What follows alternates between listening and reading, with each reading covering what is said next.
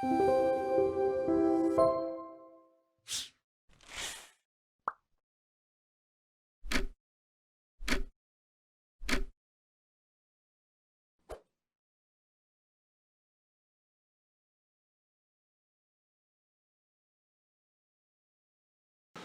pessoal. Dando prosseguimento aí ao nosso curso, vamos continuar na compreensão de como o Supremo Tribunal Federal, ou a sua jurisprudência, interpretou, aplicou e reconheceu o status hierárquico normativo dos tratados internacionais de direitos humanos. Para fazer o link com o módulo anterior, trago a síntese do entendimento do que seja a tese que foi, de certa forma, recepcionada por uma parcela de ministros do Supremo Tribunal Federal, que reconhece o caráter supralegal dos tratados internacionais de direitos humanos. E aí, em síntese, pode-se dizer o seguinte: com base nessa tese, vai significar, portanto, que examinada a matéria sob a perspectiva da supralegalidade, tal como preconiza o eminente ministro Gilmar Mendes, que, cuidando-se de tratados internacionais de direitos humanos, estes hão de ser considerados como estatutos situados em posição intermediária, que permite qualificá-los como diplomas impregnados de estatura superior às das leis internas, em geral, não obstante, subordinados à autoridade da Constituição da República. Isso não diz nada e não inova em absolutamente nada daquele entendimento lá da década de 30, que foi referido aqui no módulo anterior. Ou seja, uma vez incorporado o Tratado Internacional no ordenamento interno, ele se sobrepõe, pela sua natureza, à legislação interna, que com ele conflita, e não admite que a legislação interna venha a revogá-lo. A forma de se subtrair da eficácia e validade de um tratado internacional é por meio da denúncia. O que o ministro Gilmar Mendes fez, com um requinte argumentativo, foi simplesmente dizer que já estava consolidado na teoria geral do direito internacional, sem nenhuma inovação, e sem nenhuma repercussão, ao ponto de se dizer que são diplomas impregnados de estatura superior à da legislação ordinária e, todavia, subordinados à Constituição. Não significa coisa alguma, porque a forma, de novo, repito, de se desobrigar perante um tratado internacional é por meio da denúncia. E mais uma vez, rememorando princípios de hermenêutica e de interpretação constitucional, em um Estado democrático não se admite interpretação constitucional que retroceda no reconhecimento de direitos fundamentais e de direitos humanos. Então, a meu ver, tem pouquíssima importância esse entendimento. Mas ele foi fundamental para justificar e para afastar o Supremo Tribunal Federal dessa situação que se coloca como extremamente constrangedora. Que o que o Supremo Tribunal Federal se deparou na questão de fundo, e trata-se a questão aqui da prisão do depositário infiel, é exatamente nesse aspecto, da questão substantiva da prisão do depositário infiel, da sua desarrazoada motivação e justificativa diante dos bens jurídicos envolvidos, numa relação envolvendo um depósito, seja ele convencional, seja ele legal. é o reconhecimento de que o uso da estratégia jurídica como uma técnica coercitiva de pagamento recaia sobre o corpo humano. É uma das mais graves ofensas à dignidade humana. Consequentemente, o Supremo tinha, né, a responsabilidade, até mesmo pelo reconhecimento constitucional de lhe conferir, né, a atribuição de exercer a função de guardião da Constituição em um Estado democrático, né, de não admitir, de não compactuar com tamanha violência contra o ser humano e, obviamente, tamanha agressão aos próprios princípios fundadores de um Estado democrático.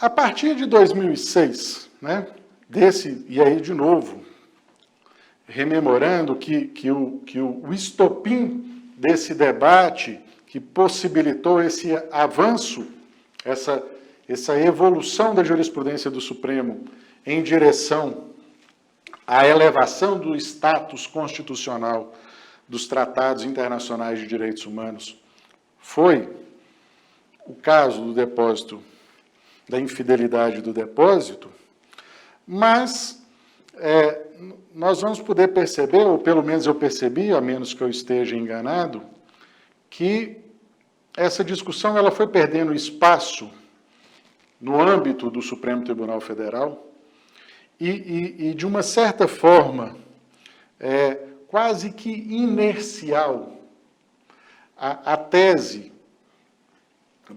do status, do reconhecimento do status constitucional dos tratados internacionais de direitos humanos, veio a prevalecer, né, e a preencher esse vazio, né, e de certa forma,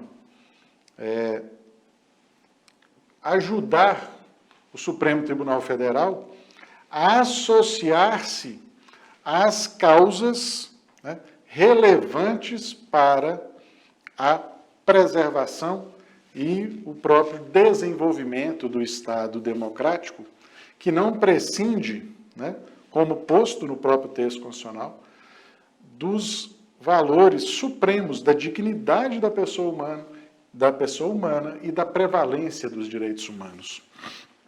E aí o ministro Celso de Mello, e nós vamos ver daqui a pouco uma situação extremamente interessante, né, que é o fato seguinte: o ministro Celso de Mello lança a semente da hierarquia constitucional dos tratados internacionais de direitos humanos e o Supremo Tribunal Federal timidamente, né, adere meio enviesadamente pela tese da supralegalidade lá do ministro Gilmar Mendes, mas à medida em que o debate foi avançando, que os casos foram recorrentemente retornando e voltando ao Supremo Tribunal Federal, à apreciação do Supremo Tribunal Federal, o Supremo Tribunal Federal, de certa forma, aliviou-se, né, e assumiu e reconheceu essa estatura constitucional dos tratados internacionais de direitos humanos,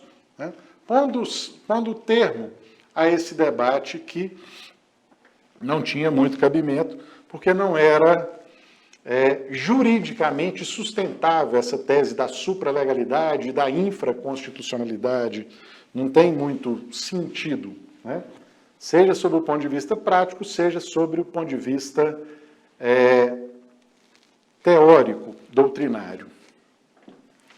E aí vem o Supremo Tribunal Federal para dizer o seguinte, em um acórdão relatado pelo ministro Edson Fachin.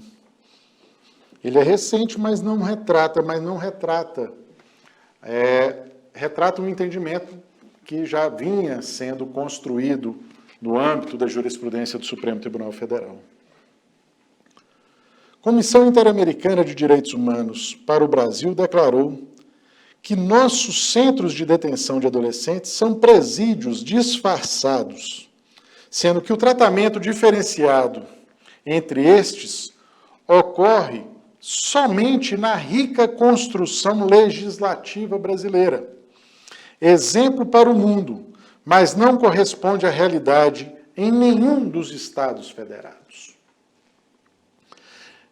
A nítida e incontroversa opção pela inclusão e manutenção de vínculos comunitários do adolescente que pratica o ato infracional, orientada por diretrizes nacionais, Constituição e Estatuto da Criança e do Adolescente, e internacionais dos quais o Brasil é signatário, refletidas no sistema global e no sistema interamericano dos direitos humanos, Convenção Internacional sobre os Direitos da Criança, regras mínimas das Nações Unidas para a administração da justiça juvenil, regras mínimas das Nações Unidas para a proteção dos jovens privados de liberdade, etc. Sob o palio desse arcabouço, surge a doutrina da proteção integral. Seguindo, que essa doutrina da proteção integral, segundo o ministro Ricardo Lewandowski, crianças e adolescentes são sujeitos de direitos, pessoas em condição peculiar de desenvolvimento e destinatários do princípio constitucional da prioridade absoluta. Eventual irregularidade deixa de ser vista como responsabilidade da criança ou do adolescente infrator, mas sim como responsabilidade da sociedade, que se omite da tomada de providências necessárias para garantir o bem-estar de sua juventude. Este é, em breves palavras, o paradigma da Constituição, do ECA e das convenções internacionais das quais o Brasil é signatário. A Convenção sobre Direitos da Criança dispõe que a detenção, a reclusão ou a prisão de uma criança devem ser efetuadas em conformidade com a lei e apenas como último recurso e pelo período de tempo mais breve possível. E aqui é importante pontuar o seguinte: independentemente da hierarquia das normas aplicáveis ao caso, quando se trata de criança e adolescente, a Constituição estabeleceu uma situação absolutamente diferenciada e peculiar. Ao atribuir aos direitos das crianças e dos adolescentes, em virtude da condição de seres humanos em formação, uma prioridade absoluta no sentido de uma proteção integral solidariamente atribuída ao Estado, à família e à sociedade. E aí, como o ministro Lewandowski coloca, quando nós nos deparamos com um adolescente em conflito com a lei, a responsabilidade decorre não da possibilidade de imputar ao adolescente culpa ou responsabilidade ou uma pena pelo ato praticado, mas a responsabilidade ela deve ser solidariamente compartilhada pelo Estado, pela sociedade e pela família, porque falharam, negligenciaram o dever de proteção integral com prioridade absoluta estabelecido na Constituição da República, certo? Esse caso é só para pontuar, já que nós estamos em um curso que trata de direitos humanos, como é inadequado, impertinente, e equivocado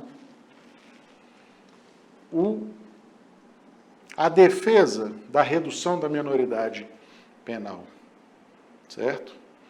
Primeiro porque confrontaria diretamente com o texto constitucional e com as normas ou os tratados internacionais incorporados ao nosso ordenamento com estatura constitucional. Mas, acima de tudo, porque negaria a esses indivíduos, crianças e adolescentes, o direito a receberem os direitos fundamentais que lhes propiciarão formarem-se como cidadãos autônomos e livres, capazes de ditar os seus próprios desígnios e prestar a sua contribuição para a convivência de todos nós em uma sociedade pacífica, justa e solidária, como preconizado no preâmbulo da Constituição. E aí vem, então, a afirmação do ministro Celso de Mello sobre, especificamente, a hierarquia dos tratados internacionais. Certo que, no parágrafo 2º do artigo 5º, se tem uma norma de caráter aberto, que dá margem ao ingresso no rol dos direitos e garantias fundamentais a outros direitos e garantias provenientes de tratados de proteção dos direitos humanos, ainda que se admita que tais tratados não têm o condão de emendar a Constituição, parecendo fora de dúvida, no entanto, que podem adicionar novos princípios, que equivalem às próprias normas constitucionais, como se estivessem nelas inscritos, ampliando o que se costuma chamar de bloco de constitucionalidade, nas palavras de Canotilho. Essa questão ela é bastante interessante, porque não existe a possibilidade de nós concebermos normas fundamentais, de direitos fundamentais, que tenham exaurido o seu conteúdo, né? Essas normas, elas não perdem a eficácia e a validade, né, pela realização daquele direito. E aí o que elas provocam é uma interpretação que incorpore àqueles direitos normatizados outros componentes que atualizem a validade e a eficácia da norma. É como na jurisprudência constitucional alemã se disse das cláusulas de direitos fundamentais não escritas. Exatamente são aquelas cláusulas que ampliam a compreensão dos direitos humanos e dos direitos fundamentais, para que a norma constitucional não caia na ineficácia pelo exaurimento do seu conteúdo, certo? Que a norma não perca a sua eficácia. Por isso, essa leitura feita pelo Tribunal Constitucional Federal Alemão das cláusulas de direitos fundamentais não escritas, que permitem essa atualização das normas de direitos fundamentais, de modo a mantê-las vivas e válidas, e mais do que vivas e válidas, eficazes no ordenamento jurídico, certo? E aí, o que o ministro Celso de Mello está nos contando, nos ensinando, é que, independentemente da hierarquia dessas normas, né, sob o ponto de vista formal, como elas são incorporadas no ordenamento, se como leis ordinárias, se como normas intermediárias entre a Constituição e o ordenamento ordinário, ou se normas que se equiparam e equivalem-se a normas de envergadura constitucional. Isso pouco importa, porque sob o ponto de vista substancial, sob o ponto de vista material, sob o ponto de vista do conteúdo dessas normas, elas se somam às normas constitucionais e constituem, né, um bloco único e coeso que vão orientar a interpretação e a aplicação das normas constitucionais, sempre nesse sentido do avanço. E aí, uma inter-relação, né, uma conexão lógico-sistemática dos valores e dos princípios dos direitos fundamentais. Se nós trouxemos lá da Constituição dos Estados Unidos o direito à felicidade, né, se nós incorporamos ao nosso ordenamento a concepção da dignidade da pessoa humana, nós necessariamente temos que reconhecer juridicamente que a nossa existência enquanto seres humanos, né, que tem uma existência temporal definida, né?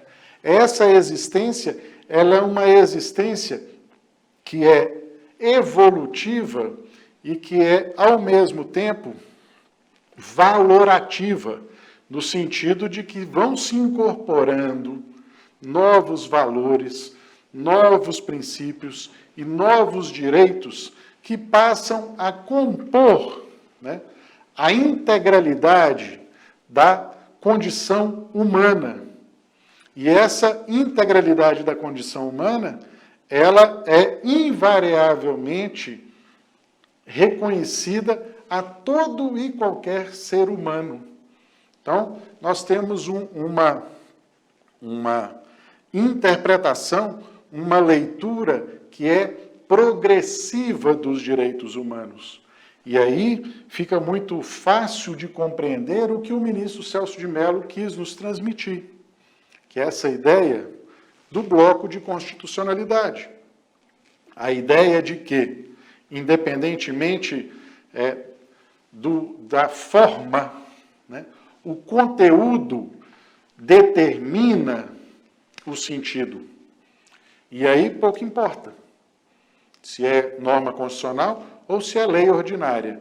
O que interessa, no final das contas, é que esses tratados internacionais que desenvolvem, né, que ampliam, que estendem a liberdade, que reconhecem formas de promover a igualdade entre todos no âmbito de uma sociedade, isso automaticamente ele passa a ser incorporado ao nosso direito e ao nosso direito constitucional, porque isso se integra à dignidade da pessoa humana, isso se incorpora à condição humana, certo? E é nesse sentido que, ou também nesse sentido, pode-se dizer que essa discussão, ela caminha única e exclusivamente no âmbito de uma discussão acadêmica. Como eu disse anteriormente, nós estamos trabalhando aqui para um exercício, né, de dialético pura e exclusivamente acadêmico, porque, sob o ponto de vista prático, né, onde quer que se depare com a necessidade da aplicação e da interpretação de uma norma de direitos humanos, o intérprete, o aplicador, tem que extrair dessa norma o máximo de potência possível, né? Tem que conferir a essa norma a maior eficácia possível no sentido de enaltecer a condição humana, né? Porque é o ser humano o centro da existência do Estado. O Estado serve à promoção da humanização da sociedade e dos indivíduos que compõem essa sociedade. Então, nesse aspecto, o ministro Celso de Mello deixa isso muito claro, né? Então, essa discussão da hierarquia é uma discussão meramente formal. O que nos interessa é a substância. O que nos interessa é o conteúdo. E sobre o aspecto do conteúdo, não se pode, né, a pretexto de hierarquizar normativamente os tratados internacionais, deixar de aplicá-los quando eles progressivamente ampliam o leque dos direitos humanos, quando eles ampliam, né, o espectro da liberdade, quando eles potencializam, né, as habilidades, as capacidades, o desenvolvimento da nossa humanidade. Então, é nesse aspecto que o Supremo Tribunal Federal começa agora a trilhar um entendimento para elevar o status e a hierarquia dos tratados internacionais de direitos humanos. E aí vem o ministro Celso de Mello, já de certa forma, né? Ministro Menezes de Direito, para dizer o seguinte: ainda que ele tenha exposto esse argumento sob o ponto de vista